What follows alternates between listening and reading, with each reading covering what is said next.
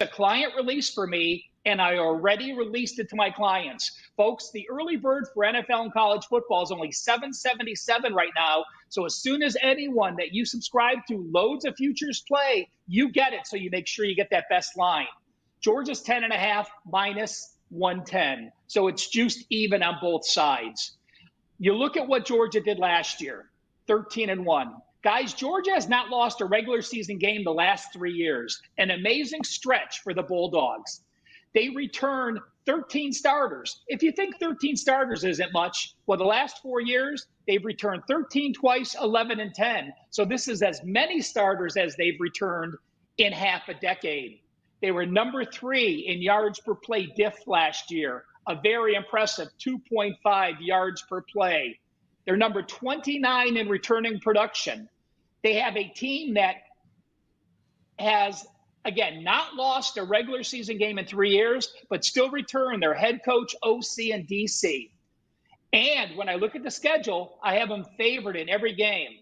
I have them favored by 16 points or more in 9 of their 12 games. And their 2 toughest games, at Alabama, I project them to be a 3-point favorite. Guess what? Alabama only returns 8 starters and is number 98 in returning production. They're fortunate to play Alabama early while they're still a young and inexperienced team. Their second toughest game, they go to Texas. Guess what? They host Mississippi State the game prior. They're going to be a 5-touchdown favorite. Guess who Texas has prior to hosting Georgia? They have the Red River rivalry. So their 2 toughest games, great scheduling spot. Georgia Bulldogs over 10.5 wins for the 2024 college football season.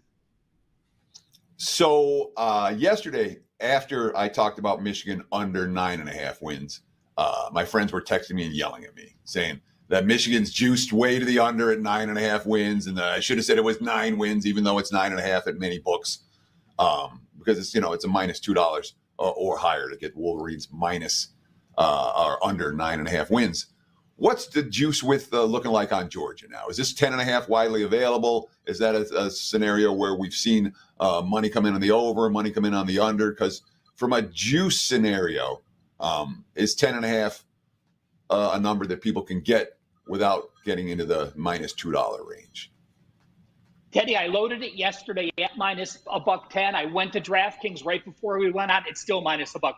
So you have no issues with the juice. And that's a great point, Teddy. You can't look at season win totals without adding the juice in there, guys, because you get some minus 160s, minus 170s on over half the teams.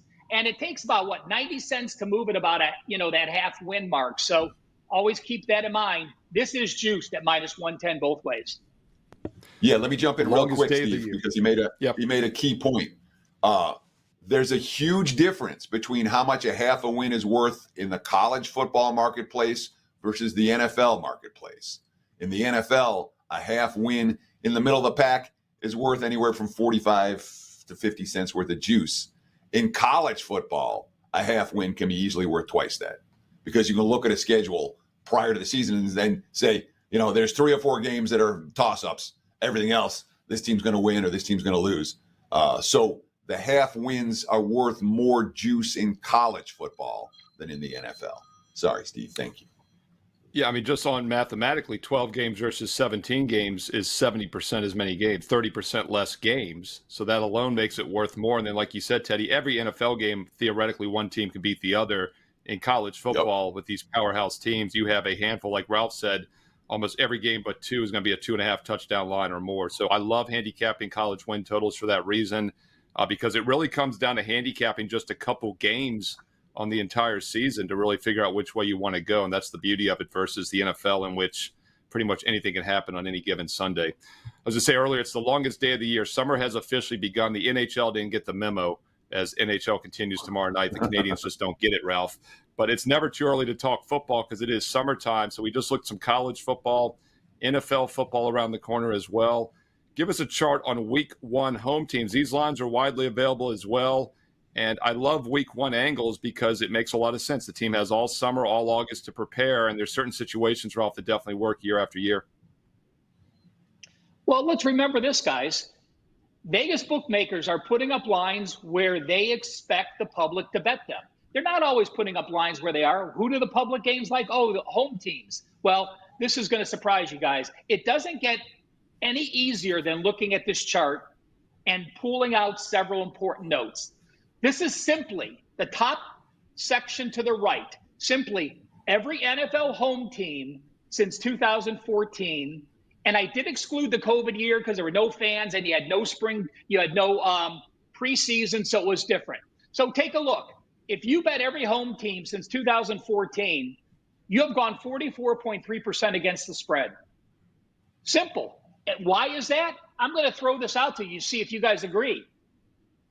When you're a road team in the NFL, you check in 2 days early. You take a flight. You're in a hotel. You're in your routine. It's more of a business project. Now, when you're at home, most NFL teams still stay at a hotel the night before, but it's much different. So blindly looking at, just basically looking at NFL home teams, it's 44.3%. Next step down, still in the gray, you see the home favorite and home pick on the left, the home dogs on the right. Well, if you're a home pick or a home favorite since 2014, you have gone 39.3%, and 58.9% of those games have gone under the total. But if you're a home dog in week one, you have won 52.9%. And let me carry that on one step further. Look in the green, guys. If you're a week one division home favorite, you have covered 25.9%. If you're a week one division home dog, you have covered 75%. And in the green, dark green with the white text, you combine that division away favorite, division home favorite poor record with the division home dog very good record. Simply this: week one division dogs of +2 and higher are 27-9, 75% since 2014. So that is a chart that says very clearly, look at divisional home dogs week one in the NFL.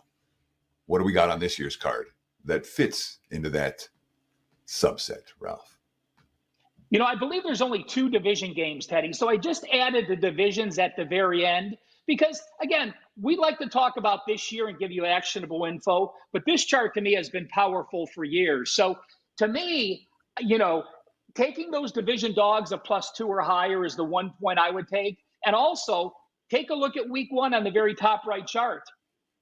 Unders have hit to the tune of 57.1% at every game one.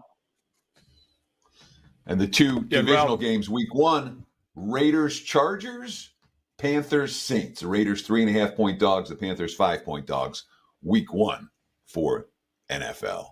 Sorry, Steve. I cut you off twice. Yeah, Ralph, it makes a lot of sense on the over-unders. I think, obviously, we talk about, the preseason, the defense is ahead of the offense. But, yeah, that 80 and 60 under versus over, I think, is pretty stellar as well. I'm assuming some of that hit last year because we obviously know the last couple of years the unders were cashing a lot faster. But one other thing I wanted to point out is just big sample size. Home dogs do well. Home favorites don't, which means road dogs do well. And I added it up here. That would mean roughly, if you take, the pick'ems might throw it off a bit, but all underdogs, road or home in game one, is 78 and 59 approximately. So you could also make a case for just playing underdogs in general. Obviously, the home dog subset a little bit stronger, but I think that also makes sense, right? There's some random variance in week one, and when there's randomness, why not take some points with some underdogs? Absolutely. And again, with the lower scoring, the points have more value. If we could pop the chart up one more second, Dan, I just want to show on the very bottom, I broke down the totals for week one, going back to since 2013. Take a look at totals at 41.5 or less. They're 31% to the over. So when you have a low total, those low totals have gone under the total 69%. Take a look to the right. Totals of 48.5 or more have gone over 57.1% of the time. So those variances, those low and high variances, hold true week number one in the NFL as well. And the low totals for week one, Vikings, Giants sitting at 41, Panthers, Saints sitting at 40.5, Commanders, Bucks sitting at 41.5. All 3 of those fall into the 41.5 or lower category. Ralph Michaels, fantastic information as always. What do you have to promote, my friend? Guys, again, Teddy mentioned the special buy one, get one. I want to, again, bring up the early bird. The early bird special for NFL and college football is available on everybody's page. It's $777. That's the lowest price we've ever offered for our early bird package. NFL 42 days away. I'll be loading more plays the next couple of days. Jump in now. It's never too early to be talking football. Ralph Michaels, it's definitely never too early because it's officially summer now, and the Canadians will get the memo soon, Teddy. The NHL might be over tomorrow night on Friday. If not, it'll be over on Monday. But yeah, look, football prep is important. I know, Teddy, you do a ton of it, and your season one report work is about to begin for both the NFL. And of course, you gave out a free play yesterday for Michigan's. Go back and watch Wednesday's episode for Michigan season wins. Ralph Michaels just gave you Georgia here on Thursday. All right, Teddy, you will not be with us tomorrow and Friday. Andy Lang will be co-hosting with myself, Steve Merrill. Will you be seeing the Prez, and what did bettors learn? Yeah, so we got to talk about Prez. There's two things I want to talk about today. First, let's talk about him. Prez at the WSOP, the World Series of Poker here in Las Vegas. He cashed in the deep stack event, finished, 400th or something, made some money doing that. And he actually went out on a bad beat in that. And he's live in the senior event. He's having a great go of it. Big stack into day two. He survived aces getting beaten yesterday. He survived kings getting cracked yesterday. So he's checking his Twitter if you want to root him on, at Prez WagerTalk. He is having a good run right now, at least so far in the World Series of Poker. Then again, there's a decent chance I just jinxed him. 5% big ticket in MLB last night, only the second one in baseball this season, and that game made me freaking crazy. I had the over in the Blue Jays and the Red Sox. The Blue Jays finished the game 1 of 15 with runners in scoring position. I think they ended every half inning with a runner on third base. But the Red Sox bats stayed hot. 7-3 final, went over 8. My number was 9 juice to the over. That's why I made it a 5% play. I don't see a lot of games where I total a full run different from where the market is. Went over that too. And the long-term record for the 5% big ticket, this is one that I'm proud of. I'm not a guy that puts out a ton of 5% plays. I've had 127 of them since May of 2021. Average about 3.5 per month. More during football season, less the rest of the year. And I'm 78-49, 61% long-term track record. Above, when you have a track record above 60% with your strongest plays, you're doing something right. And I won again last night, 6-3 with the last 9 since March. It's not all in the rearview mirror from years ago. I'm probably not going to have many 5% over the summer. But when I do, pay attention. Get on board. That's what I learned last night. Steve, back to you. Yeah, we talked about it. Baseball is a marathon, not a sprint. And line value matters in baseball as well with totals, because that's like a real point spread now, right? We're talking about the money line. It's win or lose. Long term, it does matter. But yeah, look, that's the difference. People say, what's the difference between a 3 or 4 or 5% play? It's obviously maybe a stronger situation, more angles working for you, but it's also line value. That's usually the thing that makes the difference, is getting that extra half point or full point in football and basketball, or with totals in baseball. And it does come into play more than people realize, Teddy. So yeah, nice win there. And don't forget, we do have some specials still going, including the rest of June for free. You could have gotten that 5% for free last night with Teddy. If you buy July, you get the rest of June free, every and all cappers that you would like. And I swept the board last night for the 7th straight day, now on a 10-0 run the last 7 days. I've not lost in over a week, 10-0 all sports, and now 19-3 the last 22. And, Teddy, we made this offer 3 days ago on Monday. I've gone 6-0 since. So shame on you once again, people. If you're not getting June for free, you've got 11 days remaining. 11 days still to get for free when you buy July. It's that simple. No promo code needed. Steve Merrill, WagerTalk.com. Teddy covers, Ralph Michaels, and everybody else there as well, including, Teddy, the newest member of the family at WagerTalk.com, Ross Benjamin. And let's bring him on. You can also get Ross June for free when you buy July. And Ross, we saw you a couple of days ago on Tuesday. We had to have you back here on Thursday. How are you doing, my friend? It's all good, and pleasure to be with you and Teddy as always. And, started the week Monday and Tuesday with back-to-back days where I cashed in on my 5% plays. The Tuesday $2 special cashed in easily, and then Monday night I had the Boston Celtics. So speaking of 5% plays, 20-8 since February the 4th with my 5% plays, good for 71%, Steve. Yeah, I was going to say, we did not jinx you on the $2 Tuesday. Just like Teddy has not jinxed in the Prez. We tried. When you say it and then you say you're going to jinx him, that's the reverse jinx, which means Prez is going to win the whole thing now. That's how it works. And that's why Teddy did it. He knows. He's been around for a while. Ross, let's talk some baseball with you. Yeah, exactly. It's not my first reverse jinx. We got 2 night games, a lot of daytime baseball, but we do have 2 night games. We're going to get to a really interesting game in a moment. I'm going to do a standalone video on it after the show, actually, the Rickwood game between the Giants. It's the Field of Dreams game, Giants-Cardinals. But let's first talk about the late night game, Padres-Brewers. What are you doing with this one, Ross Benjamin, San Diego-Milwaukee? We're going to look at the total here, guys. Right now it's at 8.5. Bryce Wilson gets a start for the Milwaukee Brewers. And some of this Ralph already touched upon in his money line pick on this game. But Wilson, over his last 4 starts, a 7.41 ERA, a 1.88 whip. That qualifies as not good form, Teddy. Adam Mazer, 0-3 in his last 3 team starts with a 7.81 ERA, a 2.05 whip, only averaging a little over 4 innings pitched per start. So 2 struggling starting pitchers in this matchup. And then you have the Padres bullpen that over their last 7 games, a staff 6.35 ERA, 1.81 whip, and allowing 6 home runs over 22 2/3 innings pitched. Not very good. Again, the Padres, who very interesting, they've hit 51 home runs at home this year, which when you look at the amount of home games they played and the home runs they've hit, it doesn't equate to much per game. However, over their last 6 home games, 15 of those 51 home runs were hit. So the Padres are on power surge at home of late. You look at the Milwaukee Brewers, they've done very well versus right-handed starting pitchers this year, averaging over 5.2 runs per game, and only 21 of those 56 games went under the total. The Padres, on the other hand, 50 games against right-handed starting pitchers, averaging over 5 runs per game. And I know I'm going to take a wild guess that Teddy's going to bring to my attention that Milwaukee hasn't been hitting of late. Fully aware of that, Teddy. And if that wasn't one of your questions, I apologize, but I'm going Brewers-Padres over the total of 8.5. Well, yeah, see, the whole thing is that right at the end, if you take away my follow-up question, it leaves me with a tongue-tied. That being said, reverse jinx. That wasn't my follow-up question. I appreciate you trying to get ahead of it. I just want to ask about Petco, because to me, I have a hard time betting overs at Petco. It's the lowest scoring park in baseball. This year, I think it's only ranked 29th, not 30th. Seattle's been lower scoring.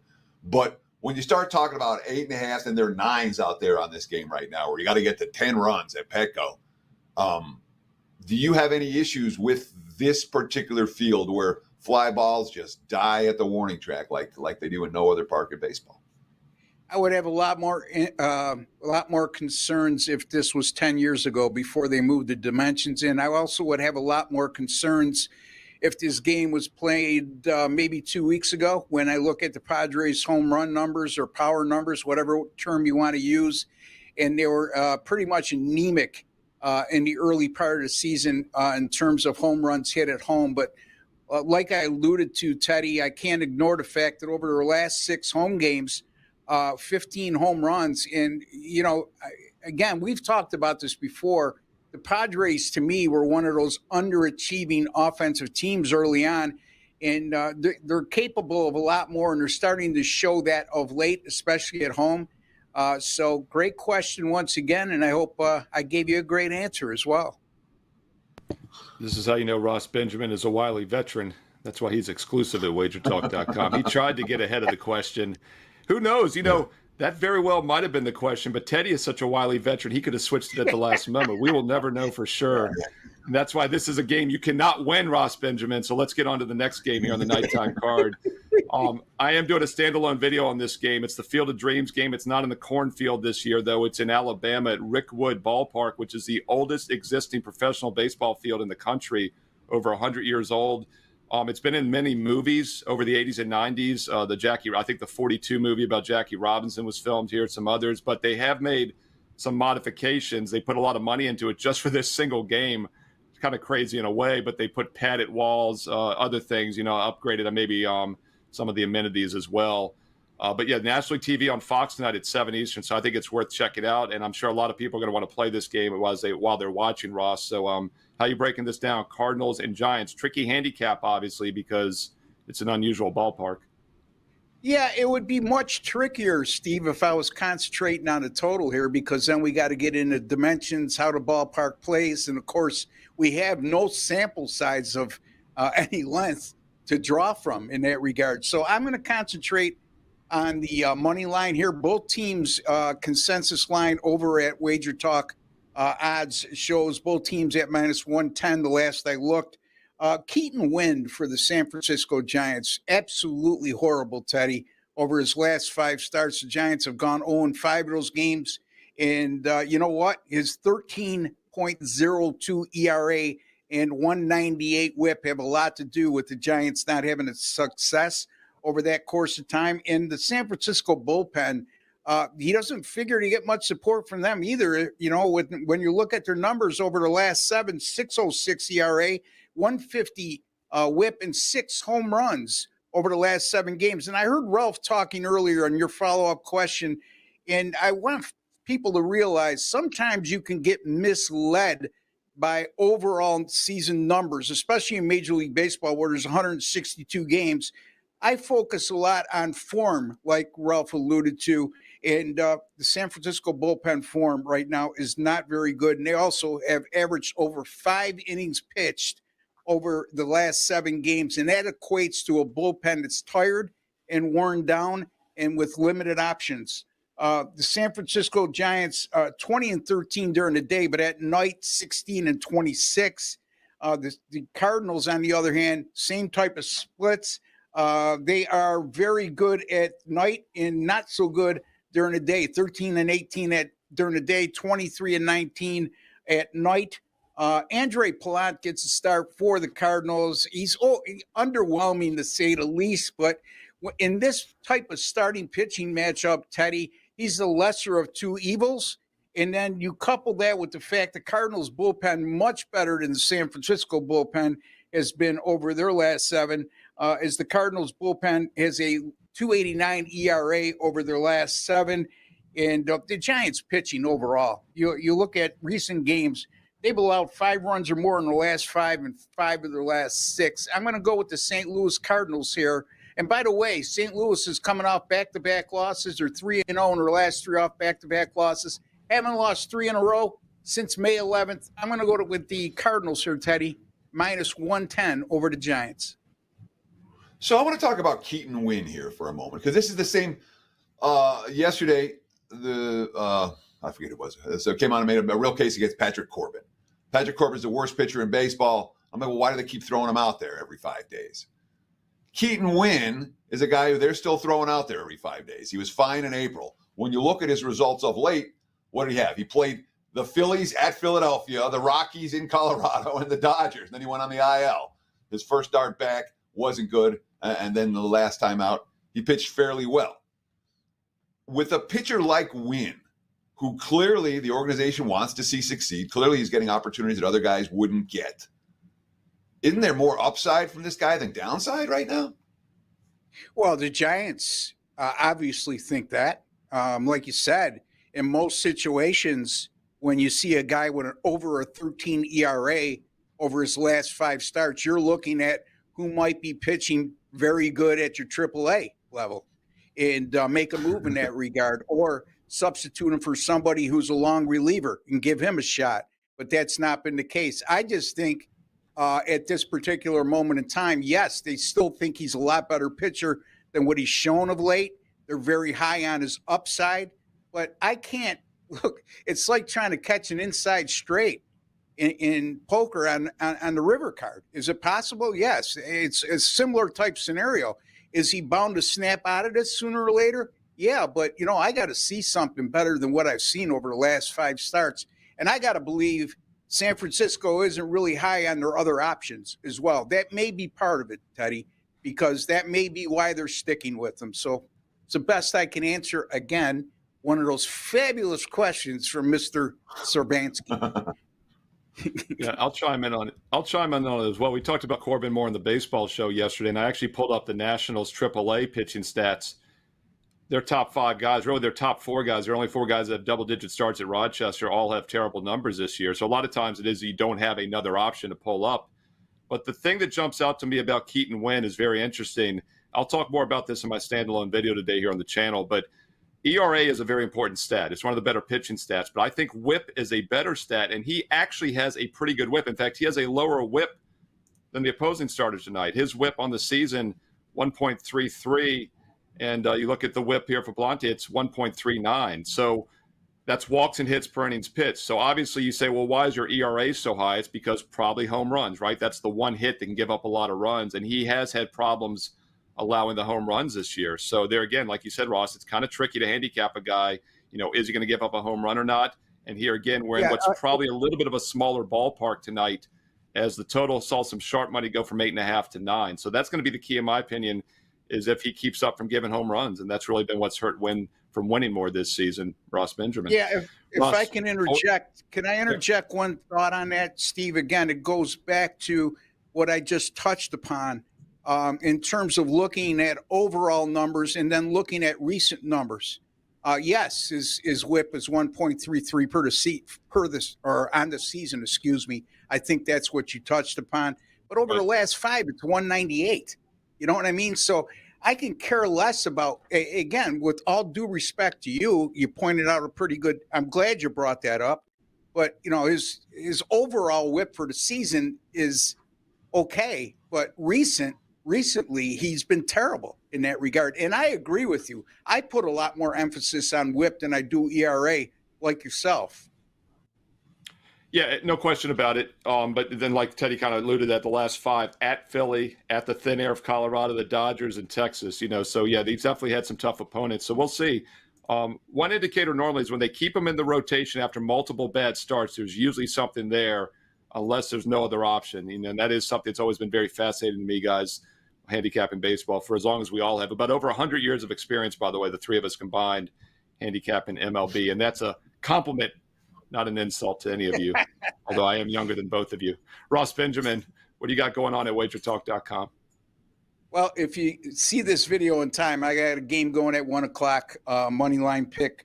And then also I'll have a total in the Baltimore and Yankees game at 4:05 p.m. Eastern time today. You can get those right now at WagerTalk. And also, folks, like I alluded to earlier, keep an eye on my 5% top plays, 20-8. Including 2-0 this week.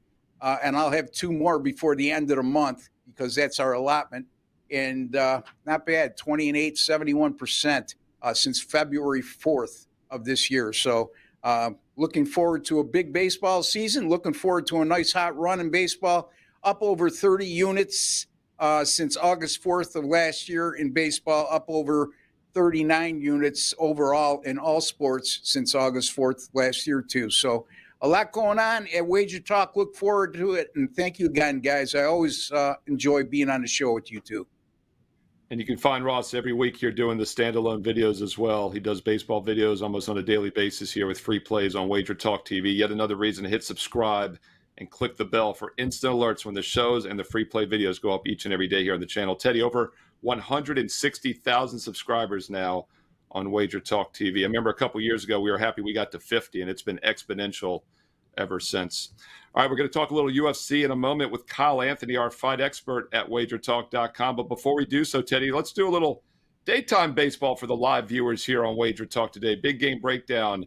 Perhaps still my Washington Nationals against the defending NL champ Arizona Diamondbacks. Yeah, this one goes off in less than half an hour. Let's give a bettable opinion for Thursday. Big game breakdown style. The D-backs and the Nationals right now. Look at the WagerTalk live odds screen. We have seen some Washington money this morning. Was minus 130, minus 135 last night. This morning it's more like minus 140 / minus 145 for the Nats. That being said, the Nats are bet on. Gore is bet on. They deserve to be taking the money. Washington's 9-2 their last 11 ball games. All right. This isn't a team that's hopping around playing 500. They're playing winning baseball right now. Mackenzie Gore, last 2 starts, absolutely dominant. 1 run allowed each time. He's coming off a performance where he walked 1, struck out 10. He's got one of the best swinging strikes rates. Arizona, they chase against left-handed pitchers. And, of course, we look at Gore's numbers. I mean, this is a guy that has allowed 3 earned runs or less in 13 of his 14 starts, 2 earned runs or less 11 times. And that's with a BABIP, a batting average on balls in play, is over 300. It's already been going down his last couple starts, and it's going to go down further. So he's been a little bit unlucky, and he still put up these type of numbers. Mackenzie Gore, bet on potential. Arizona lost last night, couldn't hit Corbin, couldn't hit the bullpen behind him. They have Ryan Nelson, who's been up and down, up and down. He's coming off a gem against the White Sox. Big deal. You're supposed to throw gems against the White Sox. Washington is a team that has found ways to win all kinds of games. Listen to this bet on quote from Dave Martinez. Yesterday, what they did, scratched out 3 runs. Quote, I talk about it all the time. Hitting is hard, and you're going to go through these lapses where it's that when you score 2 or 3 runs, but you've got a chance to win. That's what I love about this team. They don't give up. Give me the Nats. Give me the Nats first 5 if you want them. Give me the Nats full game. Mackenzie Gore to get the job done against Arizona. There's your big game breakdown. And again, this one starts in less than half an hour. If you're going to bet it, sooner rather than later.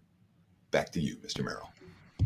Little freebie, a bonus there for the live viewers here on WagerTalk TV. 1:05 Eastern start Thursday afternoon, Nationals and the Diamondbacks. And don't forget, MLB first pitch went early today as well, since there's so many day games, and that is on the channel right now. So some additional free baseball content for you here on WagerTalk TV. And then I'll have a standalone video here right after the show for the Rick Wood game between the Cardinals and Giants. I'll have a free play in that game for everybody if you're joining us later in the day here. So click subscribe and click the bell as well.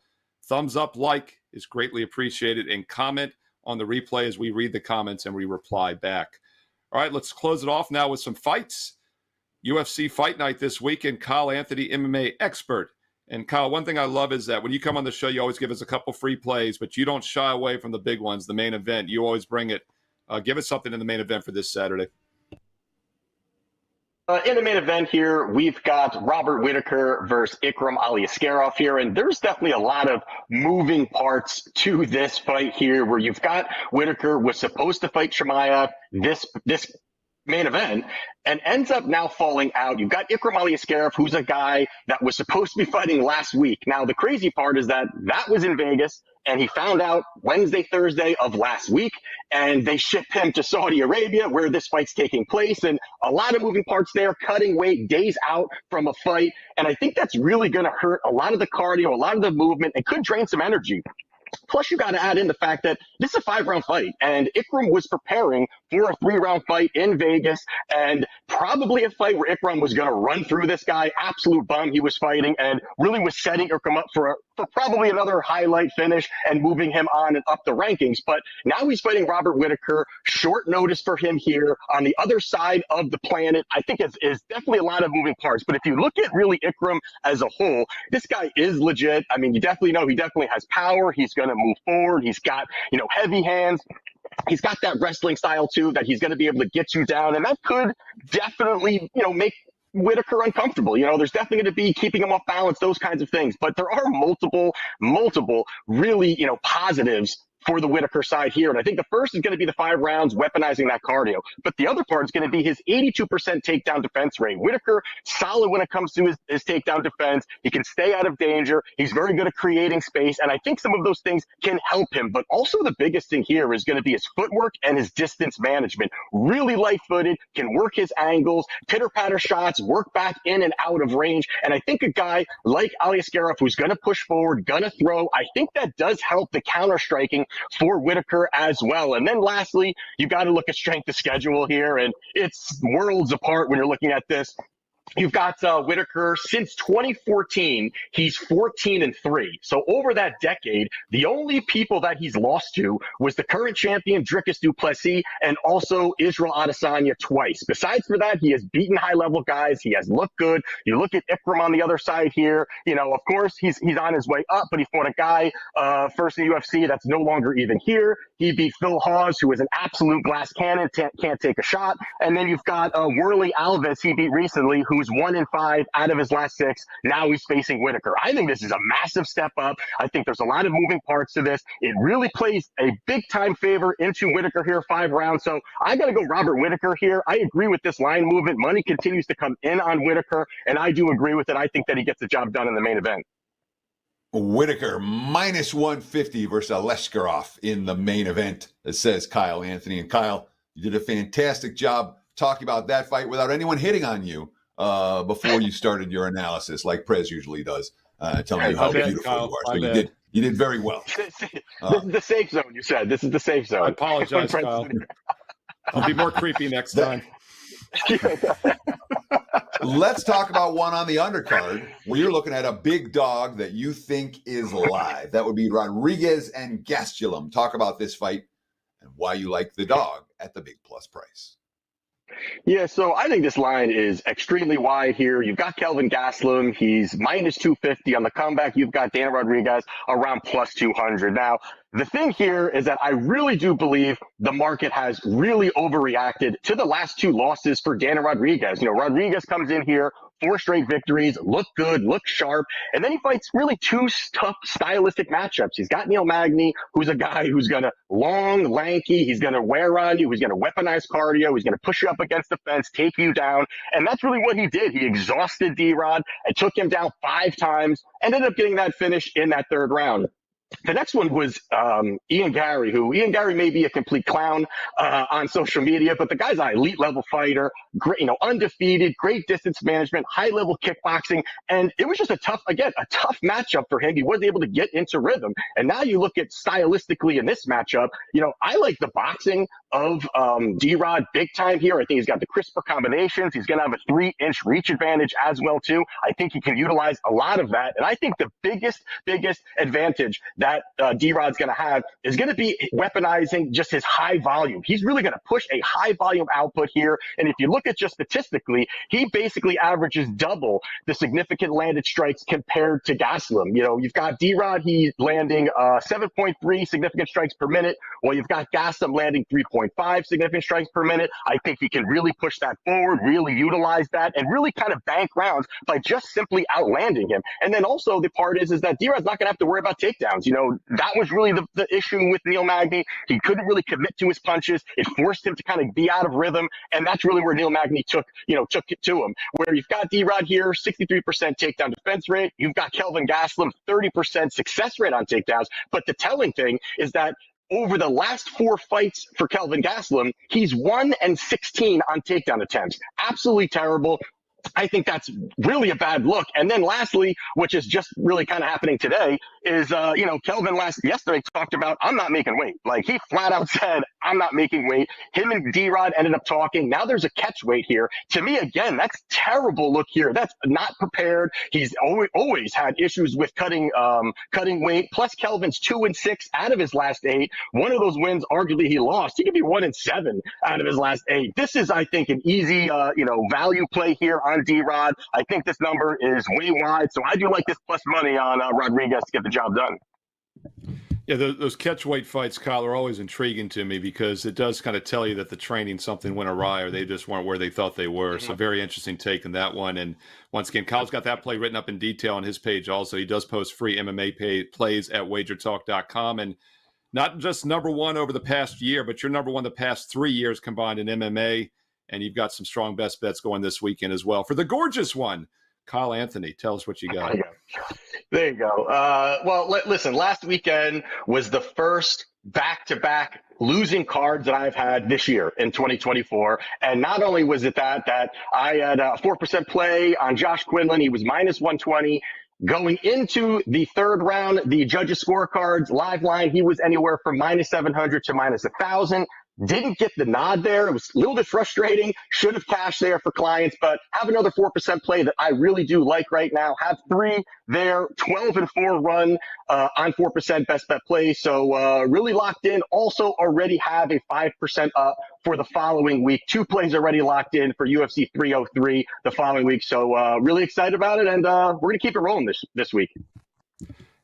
Great to see Kyle, as always, MMA expert, number one combined the last 3 years in profits for MMA. UFC is a large part of that. He's got some best bets right now. And also for the upcoming UFC 303, he has a 5%. So once again, when you subscribe, you get the plays the minute they're released as a direct client. And when you sign up right now for July, all sports, you get the rest of June free. So that's Kyle Anthony. You get all of his fights for the next month and a half.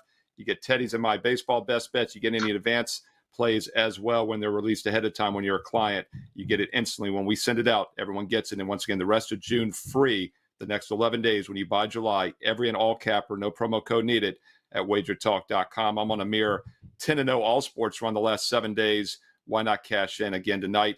I've got a best bet for baseball. Teddy's got a daytime baseball best bet as well, so check out our plays for Thursday. Teddy, say hello to the Prez for me and wish him luck this weekend in the World Series of Poker. Andy Lang and myself, Steve Merrill, will be carrying the load tomorrow for the two of you, and then you guys will be back on Monday. Take us home. I'll be back on Monday. I can't speak for Lawrence. Yeah, I was thinking about that. I might have to be on standby, right? Yeah. I'm not gonna promise anything from him. That being said, that's gonna wrap it for the Thursday edition of Wager Talk Today. Steve and Andy will do it again tomorrow. Same time, same channel, 9 a.m. here on the left coast, noon for you back east. Between now and then, enjoy the games, enjoy summer solstice, and best of luck with all your bets.